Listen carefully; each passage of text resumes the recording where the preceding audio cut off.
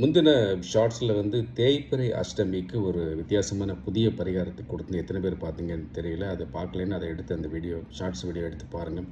இப்போ ஒன்று சொல்கிறேன் பாருங்கள். நீங்கள் ரொம்ப கடுமையாக வேலையில் மாங்க வேலை பார்த்தீங்க அப்படின்னா வாழ்க்கையில் முன்னேற்றமே இருக்காது. லைஃப்பில் எதையுமே அச்சீவ் பண்ண முடியும். என்ன காரணம்னா, கடுமையாக உடம்பை வருத்தி நேரங்காலம் தெரியாமல் வேலை பார்த்தோம்னா அது சனிக்கு உரிய காரகத்துவத்தை நம்ம வலுப்படுத்துகிற மாதிரி, நம்ம ஜாதகத்தில் சனியை வலுப்படுத்துகிற மாதிரி. அப்போ சனிங்கிற அடிமையாகவே இருந்துக்கிட்டே இருக்க வேண்டியிருக்கும். ஸோ இதை எப்படி மேனேஜ் பண்ணலாம் அப்படின்னு அவ்வப்போது சுக்கிரனையும் நம்ம கொஞ்சம் தூண்டி விடணும்.